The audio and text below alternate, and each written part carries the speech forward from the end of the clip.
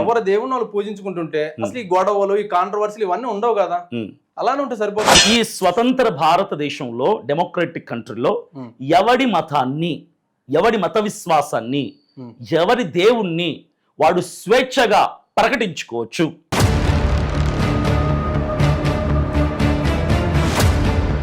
అయ్యప్ప మాల వేసుకున్న వాళ్ళు 40 రోజులు మీరు ఇంటికి పిలిచి మటన్ బిర్యానీ పెట్టినా తినరు. అప్పుడు మీరు నా ఇంటికి పిలిచి మటన్ బిర్యానీ పెడితే తినవా, నాకు నీకు శత్రుత్వం ఈ రోజు నుంచి, నా ఇంటికి నువ్వు రావద్దు, నీ ఇంటికి నేను రాను అంటారా? అయ్యప్ప స్వామి మాల వేసుకున్నవా ఆ వ్యక్తి ఎవరైతే ఉన్నారో మటన్ బిర్యానీ తినమంటాం ముందు నా దరిద్రం, నేను అనకూడదు ఆ మాట.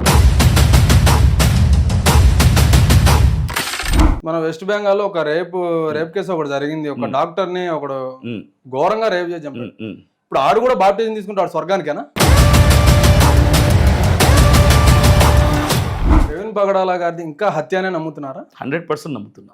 300 సీసీ కెమెరాల్లో ఆయన కవర్ చేసి ఆ డూపుని, అంటే మీరు అన్న దాని ప్రకారం ఆ డూపుని పెట్టి ఇన్ని చేసిన వాళ్ళు అంత చిన్న మిస్టేక్లు చేస్తారు. ఒక ముస్లిం వ్యక్తి ఆయన్ని డైరెక్ట్ గా నీ నాలుగు కోసేస్తాను, నువ్వు ఇట్లా చేస్తాను అట్లా చేస్తానని చెప్పేసి అని అంత ఓపెన్ గా స్టేట్మెంట్లు ఇచ్చాడు. అది పక్కన పెట్టేసి ఆ రోజు అజయ్ బాబు గారు మనం దాయాదులు, మనం అన్నదమ్ములం, మన ఇద్దరికి తండ్రి ఒకరే అబ్రహాం గారు అని చెప్పేసి అసలు అటు సైడ్ వెళ్ళే ప్రయత్నం మీరు ఎందుకని చేయాలి? ఎంతసేపు హిందువులు కరుణాకర్, లలిత్ కుమార్, రాధా మనోహర్ వీళ్ళ మీదకి ఎందుకు వచ్చారు? ముస్లింల భయమా?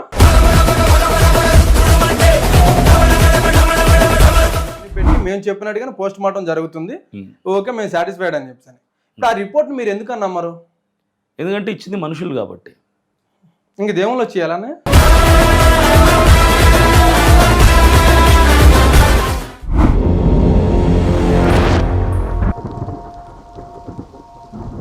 హాయ్ హలో నమస్తే, వెల్కమ్ టు ఐరియా మీడియా. నా పేరు మోహన్ కృష్ణ.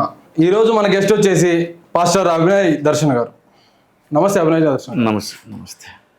నాకు క్రైస్తవం మీద డౌట్స్ లాంటివి ఉన్నాయి, అవి మీరు క్లారిఫై చేస్తారని అయితే నేను అనుకుంటున్నాను. తప్పకుండా. మొదటిది ఏంటంటే, యేసు ప్రభు ఎవరి కోసం చనిపోయాడు? క్రైస్తవుల కోసం, మొత్తం అంటే భూప్రపంచం ముందు ఉన్న మనిషి జాతి కోసం అసలు ఎందుకు చనిపోయారు అనేదాన్ని మొట్టమొదటిగా నేను చెప్పాలనుకుంటుంది అంటే, యేసు ప్రభు ఎవరి కోసం చనిపోయాడు అంటాం కంటే యేసు ప్రభు ఎవరి కోసం వచ్చాడు ఈ లోకానికి అంటే బాగుంటుంది. ఆయన ఎందుకు వచ్చాడు, ఎవరి కోసం వచ్చాడంటే ఒక వర్గపు ప్రజల కోసం, లేదంటే ఒక మతస్థుల కోసం, ఒక కులం కోసం ఆయన రాలా. ప్రపంచపు సర్వమానవాళి కోసం, భూ ప్రజలందరి కోసం ఆయన ఈ లోకానికి దిగి వచ్చాడు. ఎందుకంటే సర్వమానవాళి ఉన్నటువంటి పాపాన్ని తీసివేయటానికి, నశించిపోతున్న వారిని రక్షణలోనికి నడిపించటానికి దేవుడే నరావతారిగా శరీరాన్ని ధరించుకొని ఈ లోకంలో జన్మించాడు. ఇప్పుడు చనిపోయింది మన పాపాల నిమిత్తం అని అంటారు. అంటే ఇప్పుడు ఆయన మన పాపాల కోసం చనిపోయారు కాబట్టి మనం పాపాలు చేసేయచ్చా? చేయకూడదు. ఎందుకు చేయకూడదు చెప్తాను, వివరణిస్తాను. ఇప్పుడు మనకు ఫీవర్ వచ్చినప్పుడు చికెన్ తినద్దు అంటాం కదా, చికెన్ తినం. ట్యాబ్లెట్ వేసుకున్నాం, ట్యాబ్లెట్ వేసుకున్నాక చికెన్ తింటామా? తినం. ఎందుకు తిన్నారు? దానికి ఆన్సర్ ఉండదు. ఎందుకు తినమంటే ట్యాబ్లెట్ వేసుకున్న వెంటనే అది తగ్గిపోదు. అది ఒక రోజుకి పని చేయొచ్చు, 2 రోజులు పట్టచ్చు, 3 రోజులు పట్టచ్చు, మనకు తెలియదు. కాబట్టి ట్యాబ్లెట్ వేసుకున్నాం కదా అని చికెన్ తినటం ఎంత తప్పు, అది అజ్ఞానం. ఇప్పుడు చికెన్ తింటే మాత్రం ఎవరైనా చంపేస్తారు? ఇన్ని మెడిసిన్ ఇచ్చిన డాక్టర్ చంపుతాడా? ట్యాబ్లెట్ అమ్మిన మెడికల్ స్టోర్ చంపుతాడా? ఏం చంపడు. కాకపోతే ఏంటంటే అది ఇంకిత జ్ఞానం. అరే నాకు జబ్బు చేసింది, దానికి వైద్యం తీసుకున్నాను కదా అని చెప్పి మరలా ఆ జబ్బుని రెచ్చగొట్టే విధంగా నేను ప్రవర్తించకూడదు అని చికెన్ మానేస్తాం. అలాగే యేసు ప్రభు సర్వమానవాళి యొక్క పాపము కోసం, పాపం విమోచించటానికి, పాపులని విడిపించటానికి మరణించాడు. ఆయన మరణించాడు కదా పాపి కోసం అని మరలా పాపం చేస్తే కూడా అంతే అజ్ఞానంగా ఉంటుంది. ఆయన మన కోసం మరణించాడు, అది మనం నమ్మగలిగితే, క్రీస్తు ప్రభుల వారి మరణాన్ని మనం విశ్వసించగలిగితే మన పాపము పోతుంది, పాపం నుంచి విడిపించబడతాం. అలాగని మరలా పాపము జోలికి వెళ్ళొచ్చు అంటే వెళ్ళకూడదు, 100% వెళ్ళకూడదు. వెళ్తే ఎవడేం చంపేస్తుంటే ఎవడు చంపడు. అది నైతిక, అది ఎథిక్స్ అవి అంతే. ఇప్పుడు దీనికి బాప్టిజానికి లింక్ ఏంటి అంటే, ఒక మనిషి ధార్మికంగా బతికి బాప్టిజం తీసుకోకుండా ఉంటే అయినా కూడా అతను నరకానికే వెళ్తాడు, ఎందుకంటే బాప్టిజం తీసుకోలేదు కాబట్టి అని నేను చెప్తాను అనడంలో ఎంతవరకు కరెక్ట్? అంటే బాప్టిజం కి ఈ అంటే మన లైఫ్ కి లింక్ ఏంటి అసలు? మనం పాపాలు చేస్తే కదా నరకానికి వెళ్తారు అన్నది, అది తీసేసి నువ్వు పాపాలు చెయ్యి కానీ బాప్టిజం తీసుకుంటే పాపాలన్నీ పోతాయి, నువ్వు స్వర్గానికి అదే పరలోకం దానికి వెళ్తావు. యాక్చువల్లీ మీరు చెప్పిన కాన్సెప్ట్ తప్పు. పాపాలు చెయ్యి కానీ బాప్తిస్మం ఇస్తా అని ఏ అజ్ఞానంతో ఉన్న పాస్టర్ కూడా చెప్పడు. ఈ బాప్టిస్మం అన్నటువంటి కాన్సెప్ట్ ఏంటంటే ఇప్పటి వరకు అంటే టిల్ టుడే ఈ రోజు వరకు నీ వయసు ఎంతైనా కానీ అది 30 కావచ్చు 70 కావచ్చు లేదంటే 10 సంవత్సరాలు కావచ్చు, నువ్వు ఒక ఏజ్కి వచ్చిన తర్వాత నువ్వు ఎప్పుడైతే రియలైజ్ అవుతావో నేను చేస్తున్న పనులు తప్పు, సిగరెట్ తాగడం తప్పు, వ్యభిచారం తప్పు, సినిమాలు చూడటం తప్పు, నీకు ఎప్పుడైతే నీకు రియలైజ్ అవుతావో యేసు ప్రభు నా కోసం చనిపోయాడని నీకు ఎప్పుడైతే నమ్మకం కలుగుతుందో, నమ్మకం కలిగిన తర్వాత కూడా నేను ఇక మీదట ఈ అలవాట్ల నుంచి బయటకు వచ్చేసి ఈ పాపాన్ని విడిచిపెట్టేసి మంచి బ్రతుకు బ్రతకాలి అన్నటువంటి ఒక ఆలోచనతో నిర్ణయం తీసుకున్న తర్వాత తీసుకునేది బాప్తిస్మం. ఓకేనా? బాప్తిస్మం అప్పుడు తీసుకుంటారు. ఎందుకు తీసుకోవాలి? ఇది నెక్స్ట్ క్వశ్చన్ అడిగారు. మీరు బైక్ తోలుతారు కదా, బైక్ మీకు మహా అయితే ఒక 10 సంవత్సరాల ఎక్స్పీరియన్స్ ఉండొచ్చు, 15 సంవత్సరాల ఎక్స్పీరియన్స్ ఉండొచ్చు, 20 సంవత్సరాల ఎక్స్పీరియన్స్ ఉండొచ్చు. రోడ్డు మీద వెళ్ళేటప్పుడు ట్రాఫిక్ పోలీసు వాడు ఆపుతాడు. అప్పుడు మీరు ఏమంటారంటే, సార్ నాకు 20 సంవత్సరాల ఎక్స్పీరియన్స్ ఉంది కాబట్టి మీరు కూర్చోండి, ఔటర్ రింగ్ రోడ్లో 150 కిలోమీటర్ల స్పీడ్లో కార్ కంటే వేగంగా నేను వెళ్తా అంటే ట్రాఫిక్ పోలీస్ ఏమంటాడంటే, నీకు 20 సంవత్సరాల ఎక్స్పీరియన్స్ ఉండొచ్చు బాబు, 30 సంవత్సరాల ఎక్స్పీరియన్స్ ఉండొచ్చు బాబు, నీ ఎక్స్పీరియన్స్ నాకు అక్కర్లా, నువ్వు నాకు చెప్పాల్సిన పని కూడా, నాకు కావాల్సింది లైసెన్స్ అంటాడు.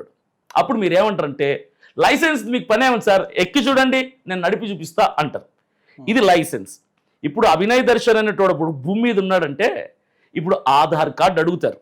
ఆధార్ కార్డు ఉందా? ఆధార్ కార్డు ఎందుకురా, నేను ఉన్నాను కదా సరిపోనా, అట్టముక్కేం చేస్తావు, ప్రాణంతో ఉన్న మనిషి నీ కళ్ళెదురుగుంటే కుదిరిద్దా? కుదరదు. ఇక్కడ మనిషి కంటే ఒక లైసెన్స్కి, ఒక పత్రాలకి, కాగితాలకే విలువ ఎక్కువ. అవి మనకి ఏం ఇండికేట్ చేస్తున్నాయంటే మనం ఉన్నాము అని చెప్తుంది, మనకు బండి వచ్చు అని చెప్తుంది, మనం పెళ్లి చేసుకున్నాం అని తాలిబొట్టు చెప్తుంది. ఇవన్నీ కూడా ఇండికేషన్స్ అన్నమాట. అలాగే వీడు క్రైస్తవుడు, అభినయ్ దర్శన్ క్రైస్తవుడు అని చెప్పుకోవాలంటే నాకు ఖచ్చితంగా బ్యాప్టిజం అనేది ఒక లైసెన్స్ లాంటిది అనమాట. ఎప్పుడైతే నేను బ్యాప్టిజం తీసుకుంటానో అప్పుడు నాకు ఆధార్ కార్డ్ లైసెన్స్ ఎలాగైతే వస్తుందో అలాగా నాకు ఒక లైసెన్స్డ్ క్రిస్టియన్, నేను ఐఎమ్ క్రిస్టియన్, నేను క్రీస్తు సంబంధిని అని లైసెన్స్ కోసమే బాప్తిస్మం తీసుకుంటారు. ఎట్లా ఉందంటే హిందువులనే ఎక్కువగా మతం మార్చే ప్రయత్నం. ఇప్పుడు ముస్లింస్ జోలికి వెళ్ళడం గానీ, వాళ్ళ ఇళ్ళకి వెళ్ళి ఇప్పుడు మీరు ఇందాక ఏదైతే చెప్పారో ఈ కరపత్రాలు ఇవ్వడం ఇలాంటివి, అంటే ముస్లింస్ ని మతం మార్చే ప్రయత్నం ఎందుకని ఎక్కువ చేయరు? ఎందుకని ఎక్కువగానే హిందువులే పాపులా? అంటే హిందువుల మీద టార్గెట్ ఉండడానికి గల రీజన్ ఏంటి? వెళ్తే ఒక చర్చికి వెళ్ళి ఒక 10 చర్చిలకు తిరిగి ఇక్కడ అంటే కన్వర్ట్ అయిన హిందువులు ఎంతమంది ఉన్నారంటే నాకు తెలిసి 100 మంది 95 మంది ఉంటారు. 100 మంది ఉంటారు. 100 మంది ఉంటారు. అవును. కానీ ముస్లింస్ ఎందుకని ఉండరు? మీరు వాళ్ళని ఎందుకని మతం మార్చరు? ఒకటి చెప్తాను. ఈ ప్రశ్న మీరు పాస్టర్ అయిన నన్ను అడగడం కంటే ముస్లింస్ అడిగితే బాగుంటుంది. రెండోది ఇప్పుడు నేను ఆన్సర్ చెప్తాను. మేము రోడ్డు మీద మా వాళ్ళు కరపత్రాలు పంచుతారు, వీధుల్లోకి గ్రామాల్లోకి సువార్త కోసం వెళ్తారు. హిందువులు ఎక్కడున్నారా అని వెతుక్కుని వెళ్ళరు. మేము సువార్తలకు వెళ్ళిన చోట ఆ గ్రామంలో లేదా ఆ వీధిలో ముస్లిం ఉండొచ్చు, హైందవుడు ఉండొచ్చు. రోడ్డు మీద కరపత్రాలు పంచేటప్పుడు ఇప్పుడు ముస్లిమా హైందవుడు అని మాకు ఎలా తెలుస్తుంది? బోర్డు ఏమైనా ఉంటుందా? ఈయన ముస్లిం ఈయన హిందూ అని ఉండదు. కొంతమంది గడ్డం పెంచుతారు, వాళ్ళని బట్టి గుర్తుపట్టచ్చు. కొంతమంది పెంచారు నార్మల్, ఇప్పుడు అలానే ఉంటారు ముస్లిమ్స్ కూడా కొంతమంది. మరి వాళ్ళని కరపత్రాలు ఇస్తాం కదా మేము, ఇవ్వమని మీరు ఎలా చెప్పగలుగుతున్నారు? మరి ఇక్కడ కాన్సెప్ట్ ఏంటంటే హిందువా ముస్లిమా అనేది కాదు. అదే రోడ్డు మీద వెళ్తున్నప్పుడు 4 వ్యక్తులు వెళ్తున్నారు. మొదట కనపడిన వ్యక్తి హిందూ, మాకు తెలీదు, కరపత్రం ఇచ్చాం, సువార్త చెప్పాం. రెండో స్థానంలో వచ్చేవాడు ముస్లిం, మాకు తెలియదు, ఎవరో మా మతం తెలియదు, కరపత్రం ఇచ్చాం, యేసు ప్రభు నిజమైన దేవుడు. అంటే కరపత్రం మతం అయితే మారట్లేదు కదా. వినండి చెప్తాను. మూడో వ్యక్తి క్రైస్తవుడు వచ్చాడు, వాడిని మతం మేము అడగం, కరపత్రం ఇస్తాం, యేసు ప్రభు గురించి చెప్తాం. ఇప్పుడు హైందవునికి చెప్పాం, ముస్లింకి చెప్పాం, క్రిస్టియన్కి చెప్పాం, ముగ్గురికి చెప్పాం. మేము ఎక్కడ కూడా సువార్త ప్రకటించేటప్పుడు కానీ యేసు ప్రభుని నమ్ముకోండి అని చెప్పేటప్పుడు కానీ పలానా మతమే మాకు టార్గెట్ అన్న అంశంలో మేము ఎక్కడా చూడం. మాకు ముస్లిమ్స్ అయినా హిందూస్ అయినా క్రిస్టియన్స్ అయినా ఒకటే, మనిషిని మనిషిగా చూస్తామే తప్ప ఇక వాళ్ళని మార్చాలన్నటువంటి టార్గెట్ మాకు ఎక్కడా కూడా ఉండదు. మరి ఎందుకని ముస్లిమ్స్ చాలా తక్కువగా ఉన్నారు? అది వాళ్ళని అడగాలి. అంటే మీరే నేనున్నాను కరపత్రం ఇచ్చేసినంత మాత్రాన మతం అయితే మారరు. మన ఇంటి దగ్గర ఉన్న వాళ్ళు, మా ఇంటి దగ్గర చాలా మంది వచ్చి క్రిస్టియన్స్ వచ్చి మతం మారండి, ఇటు వచ్చేయండి బాగుంటది అంటే ఇలాంటివి చెప్పి ఏదో ఒక బలహీన సిచ్యువేషన్ లో మతం మారే అవకాశం ఉంటది. ఇలాంటిది వాళ్ళ ఇంటికి నేను ఆన్సర్ చెప్తా. మన ఇంటికి సేల్స్ బాయ్ వస్తాడు, సేల్స్ బాయ్ ఆనియన్స్ కట్టర్ తీసుకుని వస్తాడు. నేనున్నా, నా ఇంటి పక్కన మీరున్నారు.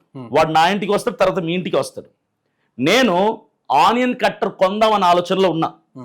ఇప్పుడు నా దగ్గరకు వచ్చాడు, పెద్దగా నన్ను కన్విన్స్ చేయాల్సిన పనిలా, ఇంప్రెస్ చేయాల్సిన పని అంతకంటే లేదు. Already I have prepared to purchase a onion cutter కొనాలన్న ఒక ఆలోచన నేను ఉన్నా కాబట్టి వాడు నా ఇంటి దగ్గరకు వచ్చి సార్ ఆనియన్ కట్టర్ సార్ అది ఇది చెప్పగానే 5 నిమిషాల తర్వాత డబ్బులు తెచ్చి ఇచ్చేసి తీసేసుకున్నాను నేను. నెక్స్ట్ మీ ఇంటికి వస్తాడు, మీ డోర్ కొడతాడు. మీకేంటి, మీ దగ్గర కత్తి ఉంది ఆనియన్స్ కట్ చేసుకోవడానికి, లేదా ఇంకోటి ఏదో ఉంది ఆల్టర్నేట్గా, మీకు ఆనియన్ కట్టర్ కొనే ఆలోచనే లేదు అసలు. వాడు గంట సేపు మీకు చెప్పినా మిమ్మల్ని వాడు కన్విన్స్ చేయలేడు, ఇన్ఫ్లుయెన్స్ చేయలేడు, మీతో వాడు దాన్ని కొనిచ్చలేడు. ఈ ఎగ్జాంపుల్ నేను ఎందుకు చెప్పానంటే, మీరు అన్నారు ముస్లిమ్స్ ఎందుకు మారట్లా, హిందువులు ఎందుకు మారుతున్నారంటే నేను ఒకటి చెప్తున్నా. హిందూస్లో కొంతమంది వాళ్ళు దేని కారణాన్ని బట్టో తెలియదు కానీ ఒక నిజాన్ని, ఒక దైవాన్ని, నిజమైన దేవుణ్ణి వెతికే ప్రయత్నంలో ఉన్నారు కాబట్టి ఎప్పుడైతే మేము వెళ్ళి యేసు ప్రభు నిజదేవుడని మేము కొన్ని సాక్ష్యాలు చెబుతూ యేసు ప్రభు నిజమైన దేవుడని మేము ఆయన ప్రేమను ప్రకటిస్తున్నామో, ఆల్రెడీ ఒక ఒపీనియన్లో ఒక డెసిషన్ తీసుకొని ఉన్నారు. మేము యేసు ప్రభు గురించి తెలుసుకుంటే బాగుంటుంది, ఎవరైనా చెప్తే బాగుంటుంది ఒపీనియన్లో ఉన్నారు కాబట్టి మా పాస్టర్లు వెళ్ళి చెప్పంగానే వాళ్ళు యాక్సెప్ట్ చేస్తున్నారు. That is not changing the religion. మారటం కాదు, ఒప్పుకుంటున్నారు. ఇక ముస్లిమ్స్ అంటారా, వాళ్ళు ఆల్రెడీ ఒక డెసిషన్లో ఉన్నారు. మా దేవుడు మాకు చాలు, మేము దేంట్లోకి వెళ్ళాలక్కర్లేదు, ఏ దేవుడిని ఒప్పుకోవాల్సిన అవసరం లేదు అన్న సిద్ధాంతంలో ఉన్నారు కాబట్టి నేను చెప్పినా మీరు చెప్పినా ఎవరు చెప్పినా వాళ్ళు మారరు. అది ఒపీనియన్ డిఫరెన్స్, అంతే. ఇప్పుడు మతం మార్చాల్సిన అవసరం ఉందని అసలు ఇప్పుడు మీ దేవుణ్ణి మీరు కొలుచుకుంటూ ఎవరి పాటికి వాళ్ళు ఉంటే ఇప్పుడు చాలా వరకు గొడవలు కూడా అక్కడే కదా వస్తుంది.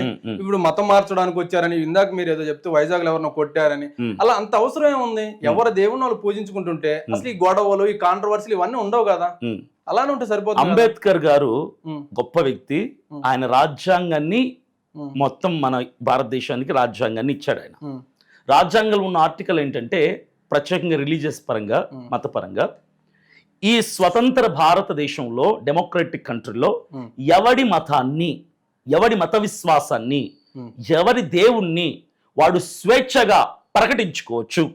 ఇది నేను చెప్పిందో, ఇంకొకరు చెప్పిందో, లేదా క్రైస్తవులు చెప్పిందో కాదు. అంబేద్కర్ గారు ఇచ్చినటువంటి కాన్స్టిట్యూషన్లో ఉన్నటువంటి ఒక ఆర్టికల్. ఇప్పుడు దాన్ని కాదు అంటానికి మీరు సరిపోరు, నేను సరిపోను.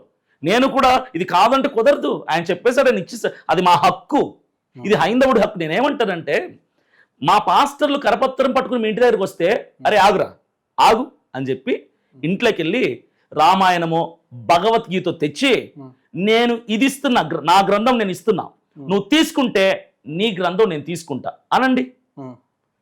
మా పాస్టర్ మీ గ్రంథం తీసుకుంటేనే మా గ్రంథం మీరు తీసుకోండి, లేదా మీకు సంబంధించిన కరపత్రం ఏదైనా ఉంటే ఇవ్వండి, మేము తీసుకుంటేనే మీరు తీసుకోండి, మీరు కూడా చేసుకోండి అంటున్నా నేను. మీరు ప్రసాదాలే తినరు, మీ ప్రసాదాలు మాకొద్దు, మీ దేవుళ్ళు మాకొద్దు అని చెప్పేసి మీరు తేల్చి చెప్పేస్తారు కదా. ఒకటి చెప్తున్నా, మీరు అన్న విషయం కాదు ఇక్కడ. క్రైస్తవులు ఒక దీక్షలో, ఒక సిద్ధాంతంలో కట్టబడి ఉన్నాం. మాల వేసుకున్న వాళ్ళు, అయ్యప్ప మాల వేసుకున్న వాళ్ళు 40 రోజులు, మీరు హైందవులే ఉండొచ్చు బహుశా, మీరు ఇంటికి పిలిచి మటన్ బిర్యానీ పెట్టినా తినరు. అప్పుడు మీరు నా ఇంటికి పిలిచి మటన్ బిర్యానీ పెడితే తినవా, నాకు నీకు శత్రుత్వం ఈ రోజు నుంచి, నా ఇంటికి నువ్వు రావద్దు, నీ ఇంటికి నేను రాను అంటారా? మీరు అక్కడ అర్థం చేసుకోవడం. నేను ఒప్పుకుంటానండి. నేనేమంటున్నా అంటే, అయ్యప్ప స్వామి మాల వేసుకున్న ఆ వ్యక్తి ఎవరైతే ఉన్నారో మటన్ బిర్యానీ తినమంటాం ముందు నా దరిద్రం. నేను అనకూడదు ఆ మాట, ఎందుకంటే నేను ఎంతో లో ఐక్యూ అయితే నేను అంటాను. అవును. ఇప్పుడు అలానే హిందువులు వాళ్ళు మారకూడదు అంటే వాళ్ళకంటూ ఒక కట్టుబాట్లు నేను తెలిసినప్పుడు మీరు ఎలా వెళ్ళి అడుగుతారు? ఒకటి చెప్తున్నాను, మీరు ఫస్ట్ నేను ప్రసాదం గురించి చెప్తా. ఇప్పుడు మాల వేసుకున్న వాళ్ళని బిర్యానీ తిందువురా అని పిలవడమే తప్పని మీరు తెలిసినప్పుడు ఇప్పుడు క్రైస్తవుల సిద్ధాంతం కూడా హైందవులకైనా ముస్లిమ్స్కైనా తెలుసు.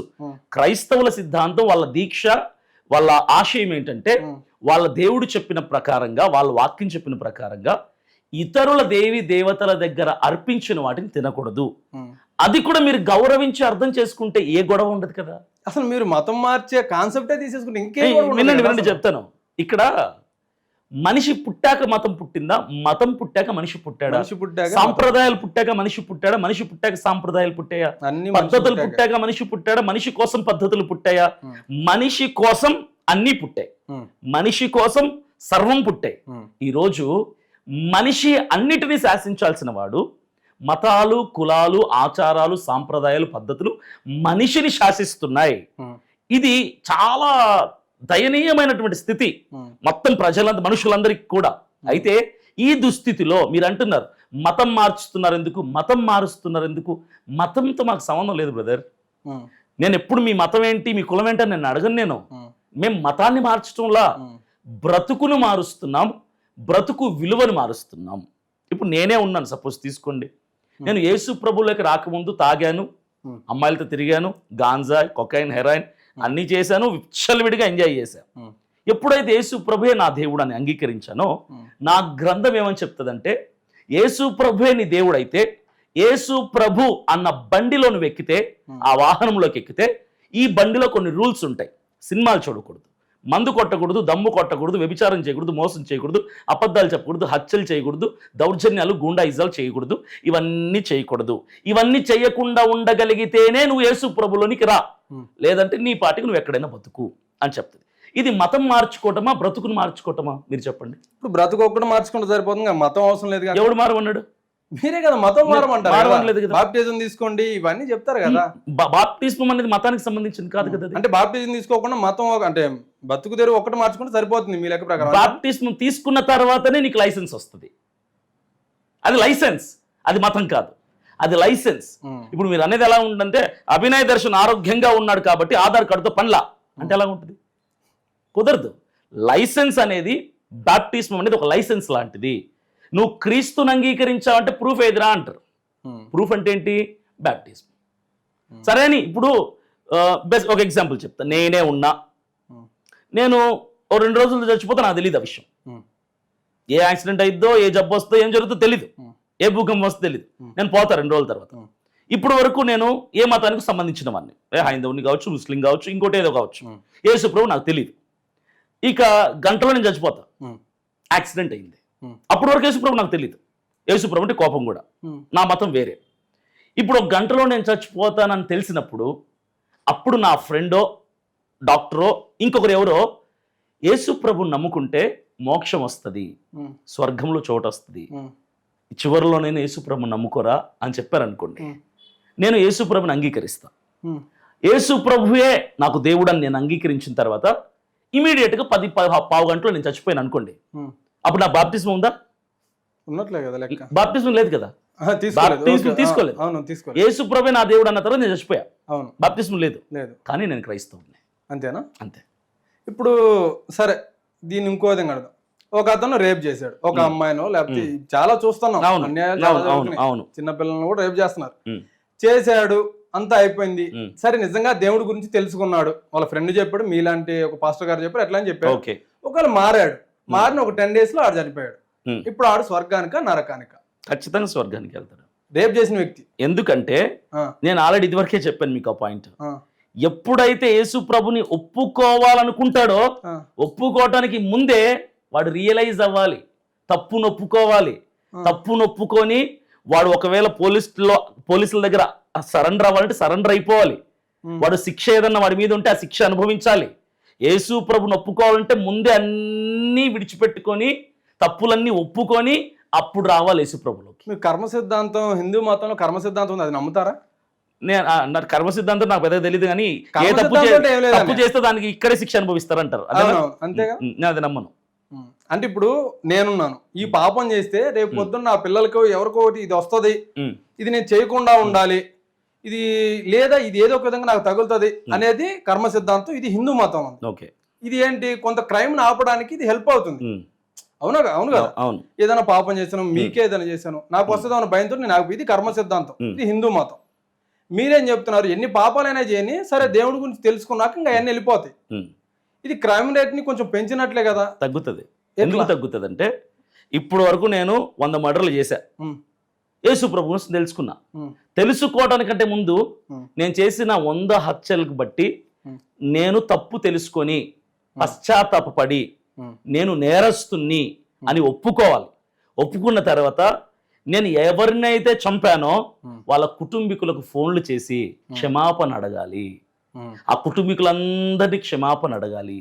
వీలైతే వాళ్ళ ఇళ్ళకి వెళ్ళి వాళ్ళ చేతులు పట్టుకుని క్షమాపణ అడగాలి. కాంప్రమైజ్ అయిన తర్వాత అప్పుడు ఏసైలోకి రావాలి. మన వెస్ట్ బెంగాల్లో ఒక రేప్ కేసు ఒకటి జరిగింది. ఒక డాక్టర్ ని ఒకడు ఘోరంగా రేప్ చేసి చంపాడు. ఇప్పుడు ఆడు కూడా బాప్టిజం తీసుకుంటాడు స్వర్గానికేనా? మీరు అంటుందంటే మీరు కాన్సెప్ట్ లాజిక్ మర్చిపోతున్నారు. అక్కడ బాప్టిజం తీసుకుంటే స్వర్గం రాదు. ఓకే, ఏసునే నమ్మాడు అన్నయ్య, రేపే చేశాడు, రేప్ చేశాడు. ఏసయ్యని నమ్ముకోవాలంటే ఫస్ట్ వాడు పశ్చాత్తాపడి క్షమాపణ అడిగి దేవుణ్ణి, ఆ కుటుంబాన్ని క్షమాపణ అడిగి వాళ్ళ దగ్గర నుంచి ఓకే మేము క్షమించేశాం అని అనుమతి పొందుకున్నాక అప్పుడు బాప్తిస్మం తీసుకోవాలి. వాడు తప్పు చేసేసి దాన్ని కప్పుకోవడానికి బాప్తిస్మం తీసుకుంటే కుదరదు, చెప్పు దెబ్బలు పడతాయి అలాంటి వాళ్ళకి. అంత ఘోరం చేసిన వాడికి క్షమాభిక్ష ఉంటుంది. ఎవరికైనా ఉంటుంది సార్, ఎవరికైనా ఉంటుంది. గ్రహం స్టెయిన్స్ గారిని ఆయన్ని పెట్రోల్ పోసి తగలబెట్టేశారు, ఒక పాస్టర్ గారిని ఒరిస్సాలో. ఆయనని 2 కొడుకుల్ని బతికి ఉండగా నిద్రపోతుంటే పెట్రోల్ పోసి తగలెట్టేశారు జీప్ని, సజీవ దహనం అయిపోయారు. చంపిన వాళ్ళల్లో ఒకతన్ని జైలుకి పంపించారు, 50 జీవ కారాగార శిక్ష అన్నారు. మంచి ప్రవర్తన కింద అతన్ని మన రిలీజ్ చేశారు వారం రోజుల క్రితం. ఎందుకు రిలీజ్ చేశారు? సత్ప్రవర్తన అంటే అర్థం ఏంటి అంటే వీడు ఇంకా ఎన్నడూ తప్పు చెయ్యడు అన్న నమ్మకం కలిగిన తర్వాతనే విడిచిపెట్టారు కదా, దాన్ని మనం యాక్సెప్ట్ చేస్తాం. దేవుడు కూడా ఒక వ్యక్తిని యాక్సెప్ట్ చేయాలంటే బాప్తిస్మం తీసుకుంటే యాక్సెప్ట్ చేయడు. వాడు నిజంగా మార్పు పొందాడా లేదా, చేసిన తప్పులన్నీ మనస్ఫూర్తిగా ఒప్పుకున్నాడా లేదా, ఇక ఎన్నడూ చెయ్యకుండా ఉండగలడా లేదా, అన్ని చూసుకొని అప్పుడు దేవుడు యాక్సెప్ట్ చేస్తాడు. బాప్టిజం అనేది క్రైస్తవ్యంలోనికి ఒక వ్యక్తిని తీసుకొని వెళ్ళలేదు. మీరే ఉన్నారు బ్రదర్, నేను బాప్తిజం తీసుకుంటే కుదరదు, అది చల్లదు. తీసుకోవడానికి మీరెవరు, ఇచ్చేదానికి నేనెవరు? బాప్టిజం అనేది మనసుకు సంబంధించింది, నీళ్ళకి శరీరానికి సంబంధించింది కాదు. ఇప్పుడు హిందువుల మీద మీ ఒపీనియన్ ఏంటనే? అట్లా హైందవులందరూ అంటే హిందువులు శాంతి పరులా, క్రిస్టియన్సా లేదా ముస్లింసా? వీళ్ళందరిలో ఎవరు శాంతి పరులు అంటారు, ఎవరు అంటే అందరూ మంచోళ్ళే అండి. క్రైస్తవులు మంచోళ్ళే, హిందువులు మంచోళ్ళే, ముస్లింలు మంచోళ్ళే. కాకపోతే వీళ్ళ పైన పెద్దలు ఉన్నారే, హైందవ పెద్దలు, అతివాద భక్తులు అంటారు. క్రైస్తవుల పెద్దలు ఎవరైతే ఉన్నారో ఈ పెద్దల్లో కొంతమంది కల్ప్రిట్స్ ఉన్నారు, కొంతమంది పురుగులు ఉన్నారు. వీళ్ళు ఏం చేస్తున్నారంటే టోటల్ క్రిస్టియన్ పీపుల్ని ఇరిటేట్ చేస్తూ రెచ్చగొడుతూ హైందవులు మన శత్రువులు అన్నట్టు క్రియేట్ చేస్తున్నారు. హైందవుల పెద్దలు అతివాద భక్తులు చేసేట్టు కొంతమంది క్రైస్తవులే మన శత్రువులు అన్నట్టుగా హైందవుల దృష్టికి తీసుకెళ్తున్నారు. ఇది హైందవులు క్రైస్తవుల తప్పు కాదు, ఇది పెద్దలలో కొందరు తప్పుడు భావజాలంతో బయటకు వస్తున్నారు. వీళ్ళు ఈ ఇరుపక్షాల ప్రజలని, క్రైస్తవుల్ని హైందవుల్ని శత్రువులుగా తయారు చేసే ప్రయత్నం చేస్తున్నారు. ప్రవీణ్ పగడాల గారిది ఇంకా హత్యనే నమ్ముతున్నారా? 100% నమ్ముతున్నా. అంటే ఇప్పుడు హంతకులు నిజంగా హత్య అయితే హంతకులు తెలివైన వారైనా లేదా ఎట్లా అంటారు? వాళ్ళు తెలివి చాలా తెలివిగల వాళ్ళు కాబట్టే నయార పెట్రోల్ బంక్ దగ్గర కెమెరా ఉందని తెలిసి కెమెరా ముందే చంపి క్లూజ్ కావాలని వదిలిపెట్టి యాక్సిడెంట్ అన్నట్టు చిత్రీకరించే ప్రయత్నం చేస్తూనే ఇది హత్య చేశాము అని చెప్పే ప్రయత్నం చేశారు సైకో కిల్లర్స్ అక్కడ. అంటే మనిషిని చంపేసి బైక్ దాని మీద పెడితే అది హత్య అనుకుంటారు. ఆ కొట్టిన కర్రలు మీ దృష్టి ప్రకారం మీరు అనుకునే దాని ప్రకారం ఆ కర్రలు అక్కడ పరేస్తే అది హత్య అని చెప్పాలని క్లూజ్ ఇచ్చారు కావాలని. ఎందుకంటే హెచ్చరిక. రేపటి రోజున సీసీ కెమెరాల్లో 300 సీసీ కెమెరాల్లో ఆయన కవర్ చేసి ఆ డూపుని, అంటే మీరు అన్న దాని ప్రకారం ఆ డూపుని పెట్టి ఇన్ని చేసిన వాళ్ళు అంత చిన్న మిస్టేక్లు చేస్తారు. నిజంగానే అది హత్య అని చెప్పేది అంటే అవి మిస్టేక్స్ కాదు, అవి మిస్టేక్స్ కాదు, క్లూజ్. అవి క్రైస్తవులకి క్లూజ్ ఇచ్చారు. ఏమని? మేము చంపామని. అంటే ఎవరు చంపారంటారని మీ అంటే ఎవరు అనుకుంటున్నారు మీరు? ఫలానా వ్యక్తులు అని చెప్పేసి ఏమైనా ఐడియా ఉందా మీరు? చంపారు. క్రైస్తవులు అంటే గిట్టని వాళ్ళు, క్రైస్తవ భావజాలం నచ్చని వాళ్ళు, క్రైస్తవులు మీరు అన్నట్టుగా క్రైస్తవులు హైందవుల్ని మార్చేస్తున్నారు అని మత బోధకులు అనే వాళ్ళు చంపారు. మరి ఆ రోజు ఏదైతే ఇన్సిడెంట్ జరిగిందో అక్కడికి వచ్చిన అజయ్ బాబు గారు కానీ వీళ్ళందరూ కరుణాకర్, సుగుణ, లలిత్ కుమార్, రాధా మనోహర్ దాస్ అనే పేర్లు అంటే వాళ్ళకంత సీన్ లేదు, వాళ్ళు చంపర్లేండి, ఎందుకు వాళ్ళ పేర్లు ఎత్తటు? అంటే ఎత్తారు కదా ఆ రోజు అయితే. ఏదో తెలియక ఎత్తుంటారు కానీ వాళ్ళకి చంపేంత సీన్ వాళ్ళకి ఎక్కడుంది? వాళ్ళు ఏదో హైందవుల్ని వాడుకుంటూ క్రైస్తవుల మీద రెచ్చగొడుతూ, క్రైస్తవుల మీద వాళ్ళు రెచ్చగొడుతూ ఇచ్చే 4 రూపాయలతో బతుకు తెరువు కోసం వాళ్ళు ఛానళ్ళు పెట్టుకున్నారు కానీ వాళ్ళకంత లేదు. వాళ్ళు ఏదో జీవనోపాధి కోసం వాళ్ళు ఛానళ్ళు పెట్టుకున్నారు. హ్యాపీగా చేసుకుని ఉండాలి, అందుకు వాళ్ళని ఇన్వాల్వ్ చేయడం ఎందుకు మనం అనవసరంగా? మరి మీరు ఎందుకని కరుణాకర్ గారిని టార్గెట్ చేశారు? కరుణాకర్ గారిని నేను ఎప్పుడూ టార్గెట్ చేయాల. కరుణాకర్, సుగుణ గారితో నేను మాట్లాడి ఆయన్ని కాంప్రమైజ్ చేద్దామని చెప్పి మాట్లాడి డిబేట్లు ఇవన్నీ ఆపేద్దామండి అని చెప్పి మాట్లాడుతున్నాను తప్పే నేను ఆయన ఎక్కడా టార్గెట్ చేయలేదు, ఎప్పుడూ టార్గెట్ చేయలేదు. ఆయన ఏదైనా క్రైస్తవుల కోసం తప్పుగా మాట్లాడితే దానికి కౌంటర్ చేస్తానే తప్ప ప్రత్యేకించి ఆయన టార్గెట్ చేసేంత మేధావి అయితే ఆయన కాదు. ఇప్పుడు అంటే డైరెక్ట్ మీరు ఏమనుకుంటున్నారు, ఒక మతపరమైన హత్యనే అనుకుంటున్నారా దాన్ని? ఖచ్చితంగా. అంటే ఇప్పుడు ఆయన ఒక బిజినెస్ మ్యాన్ అని మీరే చెప్పారు. అవును, ఆయన పెద్ద బిజినెస్ మ్యాన్ అని చెప్పారు. ఒకవేళ ఆ కక్షలు ఏమైనా ఉన్నాయేమో, అలాంటి వాళ్ళు ఎవరైనా బిజినెస్ పరంగా కొంచెం గిట్టని వాళ్ళు, పడని వాళ్ళు ఏమైనా చేసి ఉండొచ్చు కదా. నిజంగా ఆయనకు శత్రువులు లేరు. చెప్తారు ఆయన చెప్తాను, ఆయన ఆఫీస్ లో ఆయనకు సపరేట్ క్యాబిన్ ఉండదు. చిన్న చిన్న ఆఫీసులు రన్ చేసే వాళ్ళు కూడా ఒక క్యాబిన్ పెట్టుకుంటారు, కానీ ఆయన క్యాబిన్ లేదు. ఆయన అటెండర్ తో సహా, స్టాఫ్ అందరితో సహా కూర్చొని కలిసి తినే వ్యక్తి ఆయన. ఆయన చాలా గొప్ప మానవత్వపు విలువలు కలిగిన వ్యక్తి ఆయన. ఆయనకు శత్రువులే లేరని ఆయనే చాలా సందర్భాల్లో చెప్పాడు. లేరనంత ఇప్పుడు నేను మంచోనే అన్నంత మాత్రం నేను మంచోని అయిపోనుగా.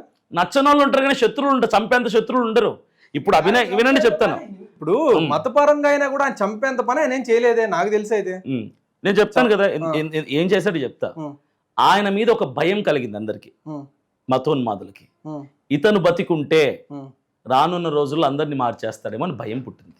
ఎందుకంటే మా క్రైస్తవులు, నేనే ఓపెన్గా చెప్తాను, మా క్రైస్తవుల పాస్టర్లందరిలో ఆయన అంతటి జ్ఞానవంతుడు, ఆయనంత లాజికల్గా మాట్లాడేవాడు, ఆయనంత ధైర్యంగా మాట్లాడేవాడు ఎవ్వరూ లేరు. ఆయన నిజంగా అంటే వాస్తవంగా చెప్పుకోవాలంటే ఆయన అంత ఫేమస్ పర్సనే కాదు, అంటే తెలుసు, అస్సలు తెలియదని కాదు. ఆయన గురించి ఎందుకు భయపడతారు, మతాలు మార్చేస్తాడు ఇదని చెప్పేసి? జనరల్ పీపుల్కి తెలియదు, మతోన్మాదులకు తెలుసు. ఇప్పుడు ఆ రోజు ఏదైతే ఇన్సిడెంట్ జరిగిందో అక్కడికి వచ్చి కెమెరాల ముందు అజయ్ బాబు గారు వీళ్ళందరూ, అంటే మనం చూసి అంతకుముందు ఒక ముస్లిం వ్యక్తి ఆయన్ని డైరెక్ట్గా నీ నాలుగు కోసేస్తాను, నువ్వు ఇట్లా చేస్తాను అట్లా చేస్తానని చెప్పేసి అని అంత ఓపెన్గా స్టేట్మెంట్లు ఇచ్చాడు. అది పక్కన పెట్టేసి ఆ రోజు అజయ్ బాబు గారు మనం దాయాదులం, మనం అన్నదమ్ములం, మన ఇద్దరికి తండ్రి ఒకరే అబ్రహాం గారు అని చెప్పేసి అసలు అటు సైడ్ వెళ్ళే ప్రయత్నం మీరు ఎందుకు అని చెప్పి ఎంతసేపు హిందువులు హిందువులు హిందువులు కరుణాకర్, లలిత్ కుమార్, రాధా మనోహర్ వీళ్ళ మీదకి ఎందుకు వచ్చారు? ముస్లింల సిద్ధాంతం వినండి, ముస్లిం సిద్ధాంతం క్రైస్తవుల సిద్ధాంతం వెరీ సిమిలర్ గా ఉంటాయి, దాదాపుగా ఒకటేగా ఉంటాయి. ఎవరైతే ఈయనని చంపుతాము, చీరేస్తాము, 4 అని చెప్పాడో ఆయనే ఇంకో వీడియో పెట్టాడు. ప్రవీణ్ గారు క్షమాపణ అడిగారు, మా దేవుని ప్రేమను బట్టి మేము క్షమించేశాము అన్నాడు. మేము ఎప్పుడైతే ఈ మాటలు వింటామో, క్రైస్తవులు కూడా అంతే, క్షమించే గుణం కలిగిన వాళ్ళం. ఆయన క్షమించేశాం మేమన్నాడో అక్కడ వాళ్ళని మేము నమ్మాం. రెండవది ఏంటంటే మాది రంజాన్ టైంలో ఇలాంటి దారుణమైనటువంటి పరిస్థితులకి వారు చోటు తీసుకోరు, చంపడాలు ఇలాంటి వాళ్ళు చెయ్యరు. కాబట్టి మేము వాళ్ళని నమ్మాం, వాళ్ళ మీద మాకు ఎలాంటి అనుమానాలు లేవు. ఆ రోజు అంత ఓపెన్ గా మీరు వాళ్ళ మీద వాళ్ళ పేర్లు ఎత్తారు. ఎవరైనా మీకు సంబంధించిన వ్యక్తులు, క్రైస్తవానికి సంబంధించిన వ్యక్తులు వెళ్ళి వాళ్ళ మీద దాడి చేసి వాళ్ళని ఏదైనా చేసినట్టు దాని రెస్పాన్సిబిలిటీ వాళ్ళు చేయరు, మా వాళ్ళు చేయరు. వినండి, మా క్రైస్తవులు ఒక్కొక్కరికి ₹1 ఇచ్చి మీరు గవర్నమెంట్ మీద, పోలీసుల మీద దాడి చేయండి అంటే కూడా ఒకటే అంటారు, రేయ్ ₹1 నువ్వే పెట్టుకో, మేము క్రీస్తు ప్రేమని చెప్పగలం కానీ మేము దాడులు గీడులు చెయ్యము అన్నటువంటి ప్రేమతత్వం కలిగిన వాళ్ళు మా క్రైస్తవులు. ప్రవీణ్ పగడాల గారు తాగినట్టు పోస్ట్ మార్టం రిపోర్ట్ వచ్చింది, ఆయన తాగే చనిపోయారని చెప్పేసి అని అంతమంది గవర్నమెంట్ డాక్టర్లు, ఆ విజయప్రసాద్ రెడ్డి గారు కూడా ఆయన కూడా అన్నారు. అంటే ఏమనంటే కెమెరాలు అవన్నీ పెట్టి మేము చెప్పినట్టుగానే పోస్ట్ మార్టం జరుగుతుంది, ఓకే మేము సాటిస్ఫైడ్ అని చెప్పేసి. ఆ రిపోర్ట్ మీరు ఎందుకని నమ్మరు? ఎందుకంటే ఇచ్చింది మనుషులు కాబట్టి.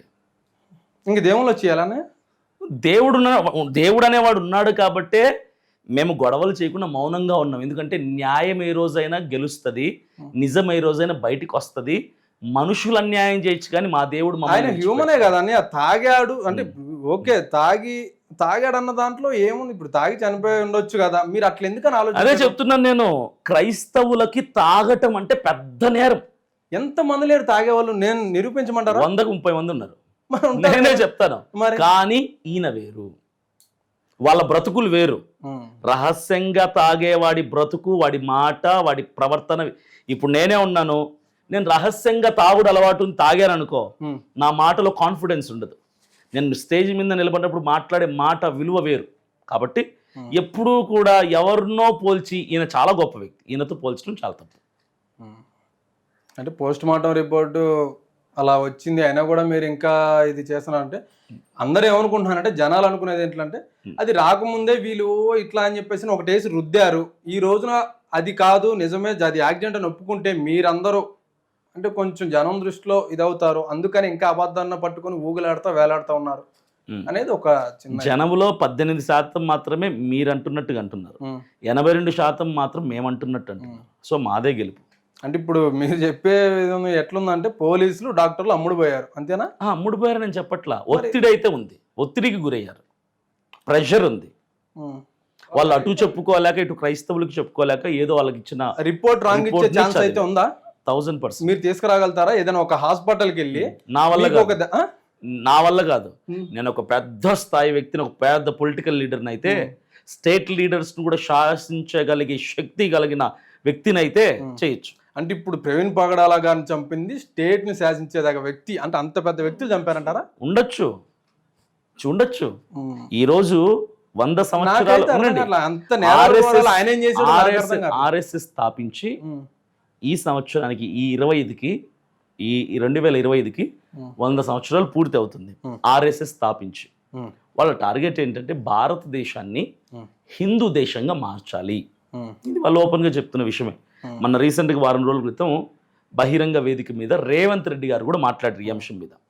బీజేపీ వాళ్ళ యొక్క ఆశయం ఏంటంటే భారతదేశాన్ని హిందూ దేశంగా మార్చాలి, ఇక్కడ క్రైస్తవుల్ని ముస్లింలు లేకుండా చేయాలి అన్న భావజాలంలో వాళ్ళు ఉన్నారని రేవంత్ రెడ్డి గారు కూడా చెప్తున్నారు. ఇప్పుడు నేను అదే చెప్తున్నా, కాబట్టి ఇలాంటివన్నీ జరుగుతున్నాయి అని నేను అంటున్నా. Okay, thank you.